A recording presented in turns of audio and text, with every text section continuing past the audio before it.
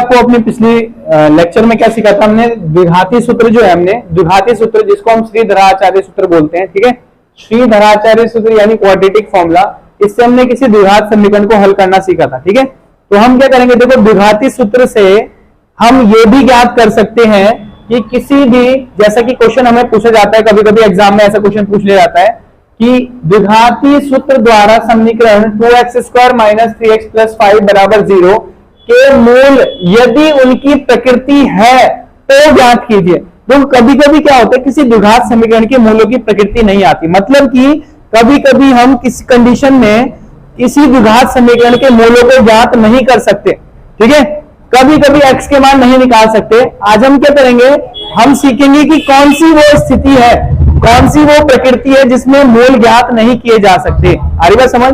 तो उसके लिए हमें द्विघाती सूत्र याद होना चाहिए। द्विघाती सूत्र क्या होता है, सब बच्चे जानते हैं, आप लोगों ने पढ़ा भी है, आप लोग पिछले लेक्चर में पढ़ सकते हैं। पिछली बार हमने जो देखा था कि इसका व्यापक रूप यदि ax² + bx + c होता है द्विघात समीकरण का, तो श्रीधराचार्य सूत्र यानी द्विघाती सूत्र को हम इस तरीके से समझाते हैं कि x = -b + -√b² - 4ac/2a होता है, ठीक है। ये द्विघाती सूत्र है जिसमें अल्फा और बीटा दो अलग अलग मूल हमारे x के आते हैं, यानी दो अलग अलग रूट्स आते हैं, अल्फा और बीटा।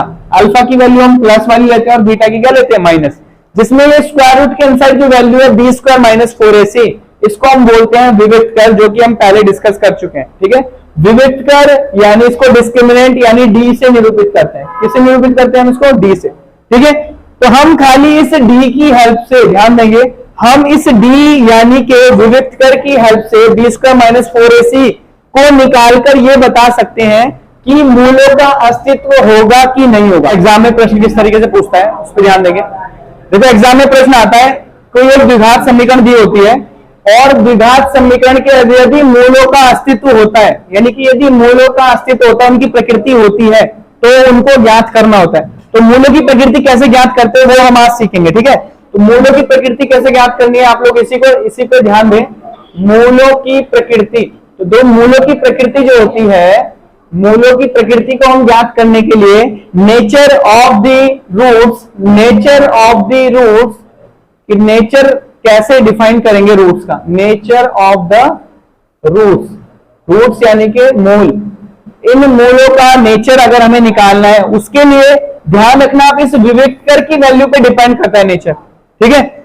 यदि इसके तीन कंडीशंस हैं, यदि जो ये विविक्त कर होता है b² - 4ac, इसकी जो वैल्यू है ग्रेटर देन 0 आ जाती है, ध्यान देंगे जरा, यदि b² - 4ac की जो वैल्यू है ग्रेटर देन 0 आ जाती है, यानी कि धनात्मक आ जाती है, पॉजिटिव आती है। पॉजिटिव 0 से बड़े नंबर क्या होते हैं, यदि b² - 4ac 0 से बड़ा है, 0 से बड़ा मतलब पॉजिटिव आ जाए, तब हम कहते हैं कि ये जो द्विघात समीकरण है, इस द्विघात समीकरण के दो अलग अलग क्या होते हैं, दो अलग अलग वास्तविक मूल होते हैं। क्या होते हैं इस स्थिति में, ठीक है, जब क्या हो b² - 4ac की वैल्यू ग्रेटर देन 0 होती है, ठीक है। जब b² - 4ac की वैल्यू ग्रेटर देन 0 होगी तो हम कहते हैं, तो समीकरण जो द्विघात समीकरण दिए, इस समीकरण के दो अलग अलग क्या होते हैं, वास्तविक मूल होते हैं, यानी वास्तविक दो अलग अलग मान आते हैं x के, वास्तविक मूल होते हैं, इस स्थिति में हमारे जो होते हैं दो वास्तविक अलग अलग मूल प्राप्त होंगे यदि b² - 4ac ग्रेटर देन 0 यानी पॉजिटिव आता है। पॉजिटिव मान कुछ भी आ सकता है, 0 से बड़ा कोई भी वास्तविक संख्या आ सकती है, 0 से बड़ी कोई भी वास्तविक संख्या आए तो दो अलग अलग मूल प्राप्त होते हैं, ठीक है। दूसरी चीज, यदि b² - 4ac की जो वैल्यू है वो 0 के बराबर प्राप्त हो जाए, किसके बराबर प्राप्त हो जाए, 0 आ जाए, यानी कि 0 के बराबर आ जाए। यदि ये जो विविक्त कर डिस्क्रिमिनेंट है, इसको सॉल्व करना है पहले, अगर ये 0 के बराबर आ जाए तो हम कहेंगे तो समीकरण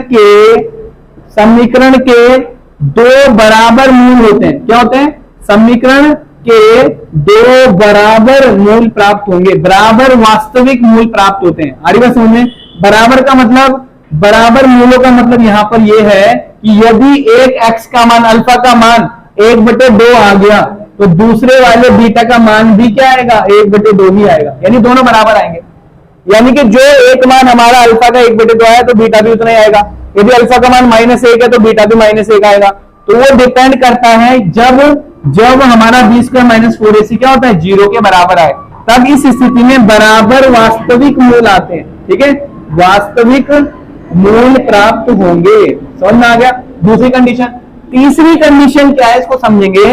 यदि b² - 4ac की जो वैल्यू है, पहली बारी में हमने 0 से बड़ी संख्या ली, 0 से पॉजिटिव वैल्यू आएगी, दूसरी में 0 ले लिया, और तीसरी वाली स्थिति में यदि b² - 4ac की वैल्यू 0 से छोटी आए, और 0 से छोटी संख्या क्या होती है, नेगेटिव होती है। क्या होती है, नेगेटिव। यानी जब नेगेटिव वैल्यू आपको मिलेगी डिस्क्रिमिनेंट विविक्तर की, तब हम कहेंगे कि तो समीकरण के कोई भी मूल अस्तित्व में नहीं आते हैं। यानी कि तो समीकरण के कोई मूल प्राप्त नहीं होंगे, कोई वास्तविक मूल नहीं आते। ठीक है, ध्यान रखना, कोई वास्तविक मूल नहीं प्राप्त होते। ठीक है, इस स्थिति में हम मूलों को नहीं निकाल सकते। इस स्थिति में जब b² - 4ac नेगेटिव आ जाए, तो हम पहले क्या करेंगे, इसी को चेक करेंगे। b² - 4ac जिस समीकरण को हम हल करेंगे ना, उस समीकरण में हम b² - 4ac को चेक करेंगे पहले कि b² - 4ac की वैल्यू अगर 0 से छोटी आ गई ना, नेगेटिव, तो हम इस बेसिस पर यह कहेंगे कि मूलों का अस्तित्व है ही नहीं। तो क्योंकि वो प्रश्न ऐसे पूछेगा, यदि उनकी प्रकृति है तो ज्ञात करना। तो इस स्थिति में प्रकृति नहीं होती है, मूलों का अस्तित्व है तो ज्ञात कीजिए, ऐसे पूछेगा। यदि उनकी प्रकृति है या उनका अस्तित्व है तो उन्हें ज्ञात कीजिए। और कब उनका अस्तित्व नहीं होगा, जब b² - 4ac सॉल्व करके 0 से छोटा यानी ऋणात्मक मान आएगा। आ रही बात समझ में। तो हम मैंने जो क्वेश्चन लिखा है, पहले हम इसमें से तीनों एक कंडीशन इसमें लगाएंगे और देखेंगे क्या मूलों का अस्तित्व आता है या नहीं आता है। क्योंकि तीसरी वाली स्थिति में मूल हमारे नहीं निकलने वाले, वास्तविक मूल हमारे प्राप्त नहीं होते। ठीक है, तो इसको हम अप्लाई करते हैं इस वाले क्वेश्चन पे जो हमने लिखा है 2x² - 3x। तो मैं यहाँ पर क्या करता हूं, पहले मैं डिस्क्रिमिनेंट विविक्तर जो है, विविक्तर क्या होता है, d = b² - 4ac। अच्छा, इस द्विघात समीकरण को देखकर बताओ इसमें a b c के क्या मान है, जो कि हमने पहले भी डिस्कस किए थे।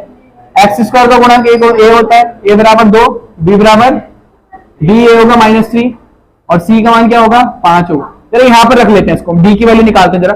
d की वैल्यू कितनी रखनी है, -3 का स्क्वायर करेंगे, 4 इंटू a की वैल्यू कितनी है बेटा, 2 इंटू c की वैल्यू कितनी है, 5। सॉल्व करेंगे, 3 का स्क्वायर क्या होगा, 3 का स्क्वायर हो जाएगा 9, 3 का स्क्वायर क्या होगा 9, और माइनस स्क्वायर करते वक्त क्या हो जाता है, प्लस हो जाता है। -3 मल्टीप्लाई -3 करेंगे तो प्लस का 9 आएगा। ठीक है, -4 × 8 और 8 5 में कितना आएगा, 40। तो बताओ 9 में से 40 माइनस करेंगे तो कितना आएगा, माइनस का 31 आएगा। अच्छा ये बताओ b² - 4ac की वैल्यू क्या हो रही है, नेगेटिव आ रही है। कैसी आ रही है, नेगेटिव। क्या आ रही है वैल्यू, नेगेटिव। तो अभी मैंने क्या बताया था, अगर नेगेटिव वैल्यू आ जाए क्या मूलों का अस्तित्व है, नहीं है। तो इस समीकरणों के मूल, इस समीकरण के मूलों का अस्तित्व नहीं है, अब उनको ज्ञात नहीं कर सकते हम। आ रही बात समझ में। तो हम सबसे पहले क्या करेंगे, इस विविक्तर को ही निकालेंगे किसी द्विघात समीकरण को हल करने से पहले। ठीक है ना, ये जो विविक्तर हमें बताता है कि समीकरण के मूल आएंगे भी कि नहीं आएंगे। अगर यहां पर नेगेटिव वैल्यू मिल गई ना, तो समझ जाना मूलों को प्राप्त नहीं किया जा सकता, वास्तविक मूलों को प्राप्त नहीं किया जा सकता। ठीक है, तब उस स्थिति में वास्तविक मूल न प्राप्त होकर हमारे अवास्तविक मूल प्राप्त होते हैं। कैसे मूल प्राप्त होते हैं, अवास्तविक मूल प्राप्त होते हैं। और ये ऐसा क्यों होता है, इसका भी मैं कारण समझा देता हूं। क्योंकि हम जब मूल निकालते हैं उसमें सूत्र क्या लगाते हैं, द्विघाती सूत्र। और द्विघाती सूत्र क्या होता है, b - b x = -b plus minus square root b² - 4ac/2a, यही फॉर्म में लगाते हैं।